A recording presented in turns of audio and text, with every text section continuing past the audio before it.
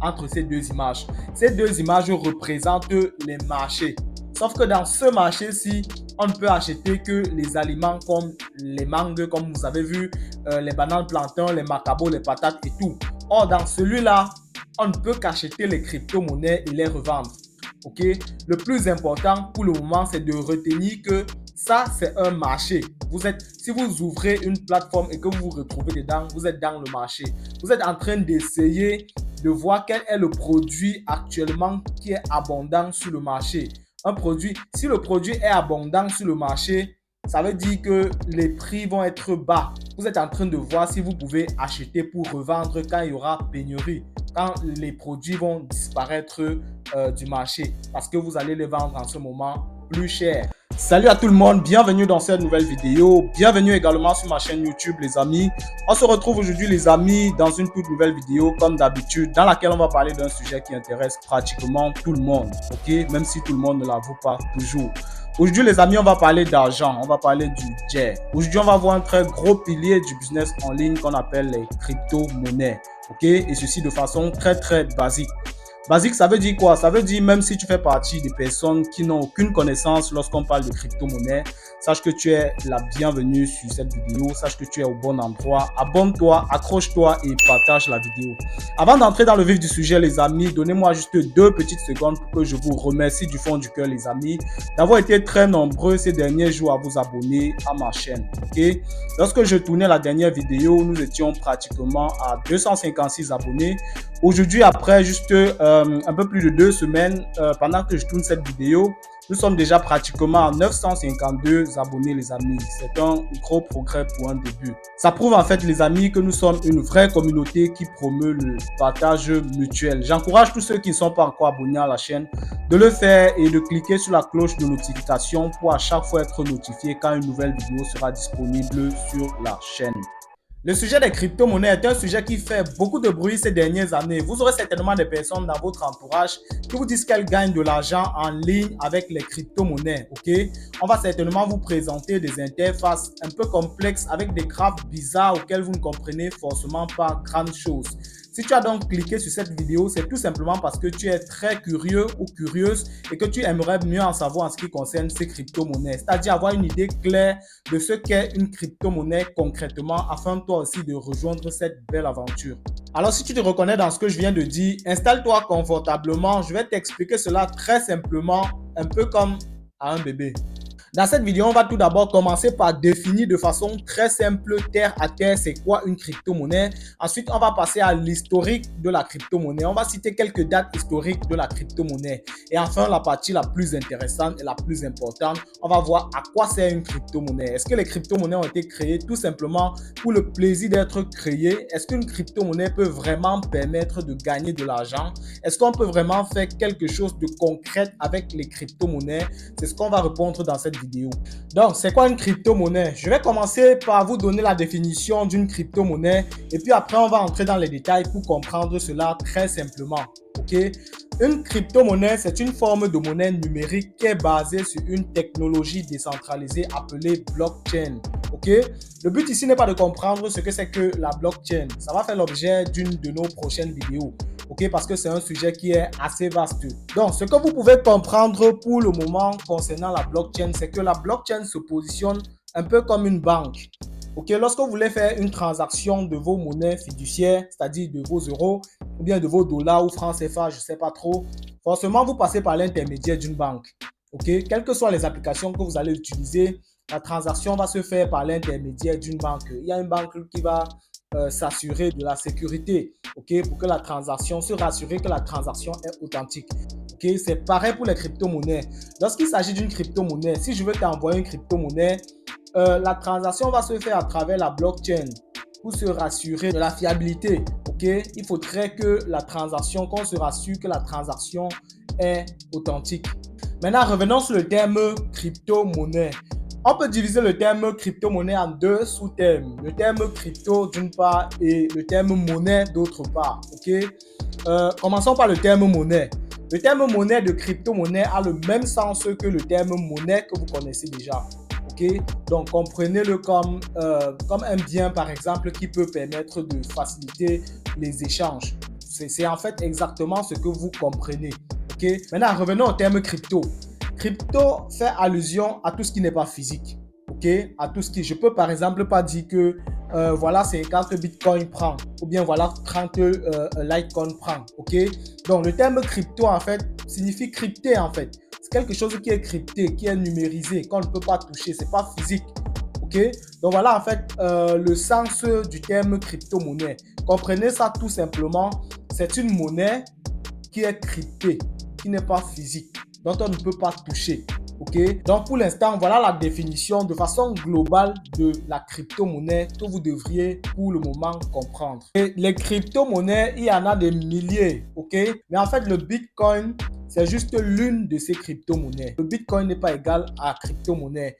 Le Bitcoin, c'est juste que le Bitcoin aujourd'hui est un peu comme le patron de ces crypto-monnaies-là. Parmi les crypto-monnaies, il y a le Bitcoin. Et le Bitcoin est donc la crypto-monnaie la plus populaire. Okay? C'est pourquoi lorsqu'on parle de crypto-monnaie, on fait toujours allusion au Bitcoin. Donc, maintenant que la définition de la crypto-monnaie est plus ou moins claire dans vos esprits, on va passer maintenant à l'historique des crypto-monnaies. Okay? On va parler de la crypto-monnaie la plus populaire qui est le Bitcoin. Le Bitcoin a été créé en 2008 par un certain Satoshi Nakamoto, ou alors par un groupe de personnes qui s'appelait Satoshi Nakamoto. Jusqu'aujourd'hui, son identité n'est pas dévoilée. On ne sait pas trop si c'était une personne ou bien si c'était un groupe de personnes. Tout ce qu'on sait, c'est qu'un certain Satoshi Nakamoto, en 2008, a créé la crypto-monnaie Bitcoin. Et la première pièce de cette crypto-monnaie a été minée en 2009. Miner, ça veut dire quoi? Ça veut dire créer les autres unités de cette crypto-monnaie. Okay, c'est-à-dire extendre la crypto-monnaie. Donc, c'était en 2009. Maintenant, la dernière partie de notre histoire, les amis, c'était en 2021. Il y a un État américain qui avait déclaré publiquement que désormais, le Bitcoin devait être une de leurs monnaies officielles à côté du dollar. C'est l'État du San Salvador. Ça veut dire quoi en fait? Ça veut dire que dans cet État, désormais, on pourrait faire les achats soit en dollars, soit en Bitcoin.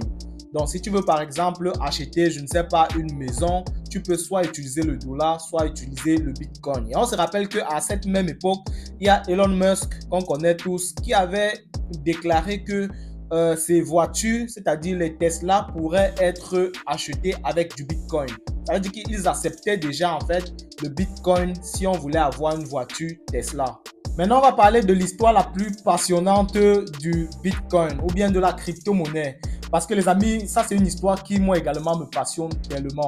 C'était en 2010, les amis, un informaticien. Alors pendant qu'il était en train de travailler, lors de la pause, vous savez, lorsqu'on travaille pendant la pause, chacun sort pour chercher de quoi manger et tout. Ok? Lui, il est resté sur sa machine, il a pris son ordinateur, il est entré dans un site, il a dit, j'ai besoin de 2 pizzas. Celui qui me les ramène, je lui ferai un virement de 10 000 bitcoins. Ok? La plupart des gens, presque tout le monde le voyait comme un plaisantin. Parce qu'il faut rappeler qu'à l'époque, la crypto-monnaie, c'était pas trop ça en fait. Ça existait, c'est vrai, mais ça n'avait pas autant de valeur qu'aujourd'hui. Ok, donc on le voyait comme un blagueur. On avait besoin du cash, on avait besoin du jet, de la monnaie fiduciaire. Ok, lui il vient, il se présente avec le bitcoin. Tout le monde le voyait comme un blagueur. Sauf qu'il y a une personne, un vendeur de pizza, je ne sais vraiment pas comment est-ce qu'il a su que dans les années à venir, le Bitcoin va cartonner.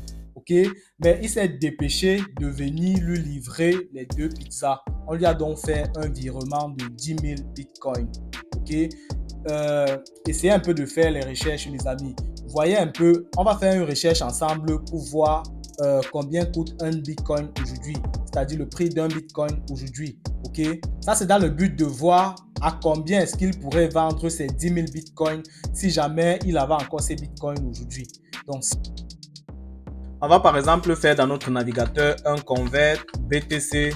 BTC, ça veut dire Bitcoin. BTC ou dollar. Ok. On fait convert BTC to dollar. On va ouvrir ce lien pour voir en fait combien coûte un BTC en termes de dollars. Vous voyez qu'ici, un BTC, c'est-à-dire un Bitcoin, coûte 42 659,67 $ pour le moment. Ok, il y a des moments où ça fluctue. Ok, ça veut dire aujourd'hui ça peut coûter 42 659 dollars et demain matin on se retrouve à 50 000. On peut également se retrouver en dessous. Ok, ce n'est pas fixe. Donc imaginez un seul instant combien est-ce que ce vendeur de pizza pourrait gagner s'il vendait ses 10 000 bitcoins actuellement. Je ne sais vraiment pas comment est-ce qu'il avait su que dans les années à venir, le Bitcoin aurait autant de valeur. Ok, je ne sais pas trop. Je pense qu'il avait tout simplement spéculé. On va faire d'autres vidéos comme ça. Dans les prochaines vidéos, je vais vous montrer comment est-ce qu'on trade les crypto-monnaies. Et vous allez comprendre là-bas les notions de spéculation. Je pense qu'il avait tout simplement spéculé et ça marchait en sa faveur. Ok, donc c'était juste quelqu'un qui savait prendre les risques. Et d'ailleurs, il avait même pris quel risque parce que deux pizzas, je pense qu'à sa place, je ne sais pas trop ce que j'aurais fait, mais j'aurais supposé peut-être que j'ai tout simplement perdu ces deux pizzas et j'aurais pris ces bitcoins. Okay, je ne sais pas trop. C'était donc tout pour la petite histoire concernant les crypto-monnaies, les amis. J'espère qu'elle a été aussi passionnante de votre côté que du mien. On va maintenant passer à la dernière partie qui est aussi très très intéressante, c'est-à-dire à quoi servent les crypto-monnaies? Pourquoi est-ce qu'on devrait avoir les crypto-monnaies et comment obtenir les crypto-monnaies? À quoi servent les crypto-monnaies? Est-ce qu'on les a créées tout simplement pour jouer, pour le plaisir de créer? La première des choses qu'il faut comprendre, c'est que toutes les crypto-monnaies ont été créées pour soutenir un projet. Derrière chaque crypto-monnaie repose un projet bien précis. Ok? Je vais prendre un petit exemple. On va par exemple supposer que j'ai un projet de création d'école. Ok? Je veux créer par exemple une école, mais je n'ai pas d'argent pour cela. Ce que je vais donc faire, je vais créer une crypto-monnaie qui va soutenir ce projet. Ok? Maintenant, comment ça va se passer? Je vais tout d'abord commencer par créer une maquette de mon projet de construction d'école. Ensuite, je vais créer un bon business plan pour cela. C'est-à-dire un business plan qui va être très explicite, compréhensible par tous. Ok? Je n'ai pas forcément besoin d'avoir les compétences là-dedans parce que ce qui m'intéresse en fait, c'est la création de ma crypto-monnaie. C'est-à-dire, je peux dédier cela, dédier cette tâche à une autre personne, de faire aux personnes qui ont les compétences dans ce domaine-là. Donc, ils vont faire le business plan, ils vont faire la maquette. Ce qui va m'intéresser, c'est la création de la crypto-monnaie. Donc, pendant qu'ils vont faire ça, je vais m'occuper à créer ma crypto-monnaie. OK? Lorsque c'est donc terminé, je vais communiquer, c'est-à-dire lorsque la maquette est disponible, lorsque le business plan est terminé, je vais donc faire une forte communication sur le fait que j'ai envie de créer une école, mais je n'ai pas assez d'argent. J'ai créé donc pour cela une crypto-monnaie qui va permettre à ce qu'on soutienne le projet, c'est-à-dire une crypto-monnaie en fait qui va soutenir le projet. Je rappelle qu'à la base, je n'ai même pas un sou pour commencer le projet. Même la fondation, je ne peux pas encore commencer parce que je n'ai pas d'argent, mais je crée une crypto-monnaie pour cela. Après avoir créé ma crypto-monnaie, donc je vais supposer, je vais donner un prix de base à la crypto-monnaie. Je vais supposer par exemple que ma crypto-monnaie, je ne sais même pas comment elle va s'appeler. On va supposer que la crypto-monnaie s'appelle ABT Coin. ABT Coin pour dire abonne-toi coin. Ok? Donc, si pendant que tu regardes cette vidéo, tu n'es pas encore abonné, abonne-toi coin. Ok? Donc, la crypto-monnaie va s'appeler ABT Coin. Je vais supposer que un ABT Coin vaut par exemple, je vais prendre ça en CFA, 100 francs CFA. Ok? On va supposer pour un départ que un ABT Coin coûte 100 francs CFA. Et je vais faire comme ça, je vais donc miner 1 million d'ABT Coin. Donc, après avoir créé ma crypto-monnaie, je vais créer 1 million de jetons d'ABT Coin. En termes de crypto-monnaie, on appelle cela les jetons. Lorsqu'on parle de monnaie fiduciaire, on parle des pièces. Mais lorsqu'on parle de crypto-monnaie, on parle de jetons. Je vais donc créer 1 million de jetons.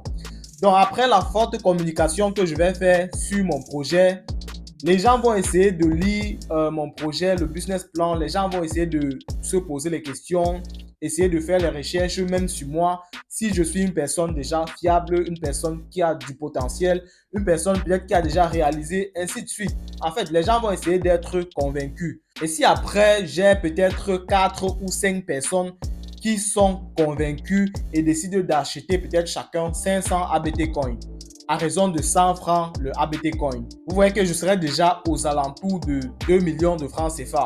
Ok, avec les 2 millions de francs CFA, je peux déjà lancer le projet.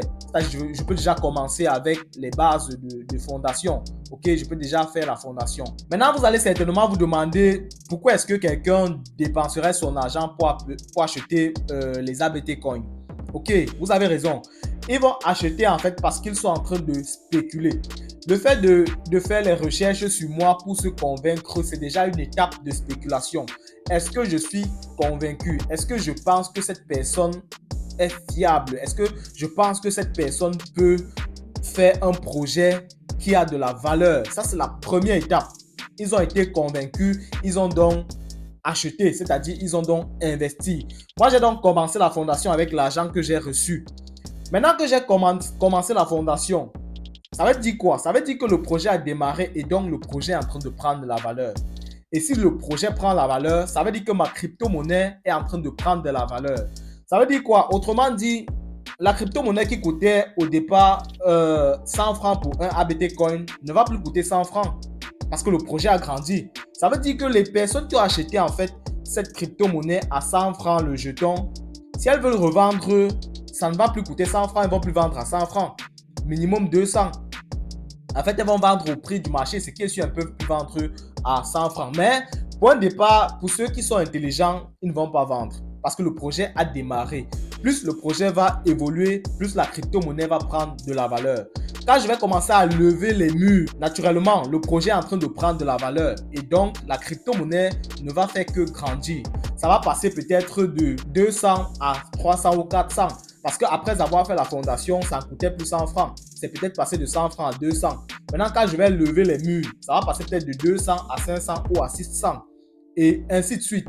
Et plus le projet prend de la valeur, plus les gens vont être intéressés. Plus les gens vont demander à prendre part. Et prendre part dans le projet, c'est quoi? C'est acheter les jetons de ABT Coin. Ok? Maintenant, si vous voulez acheter les jetons d'ABT Coin, celui qui a acheté peut-être à la base quand on commençait encore la fondation ou alors quand on n'avait même pas encore commencé la fondation peut décider de vous vendre cela. Si vous êtes venu au niveau où on monte déjà les murs, au moment où ça coûte déjà 500, si quelqu'un avait acheté à 100 francs, il peut décider de vous vendre ça même à 400, à 500 là. Ok? Donc vous voyez qu'il est en train de se faire du profit. Rappelez-vous par exemple de notre vendeur de pizza. Le vendeur de pizza, il avait pris les 10 000 bitcoins. Ce qui est sûr, s'il revendait ça dans les années 2000, 2012, il n'aurait pas assez d'argent en fait. Parce qu'en ce moment, le bitcoin, ça n'avait pas encore vraiment pris de la valeur. Ok?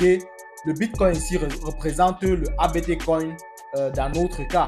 S'il revendait ces 10 000 bitcoins, il devait avoir certainement l'argent, mais pas la quantité qu'il aurait pu avoir s'il vendait en 2017 ou bien s'il le vend maintenant. Ok? Vous voyez que avec le temps, le projet peut soit prendre la valeur, soit perdre de la valeur. Ok? Par exemple, pour mon projet de construction de maison, si après avoir monté les deux murs, il se passe par exemple quelque chose, une catastrophe naturelle, les murs s'écroulent. Le projet a fondu en fait.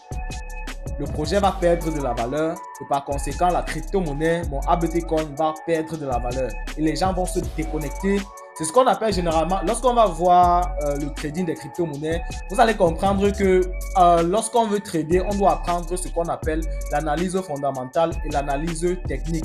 Dans l'analyse fondamentale, en fait, c'est tout ça que vous allez apprendre. C'est tout ça. Vous allez essayer de comprendre les paramètres qui peuvent influencer sur le projet, positivement comme négativement. Ok? Et après, vous allez apprendre l'analyse technique.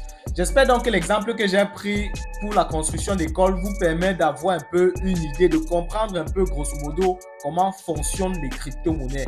Le prochain point qu'il faut comprendre, c'est que le prix d'une crypto-monnaie dépend fondamentalement du principe de l'offre et de la demande.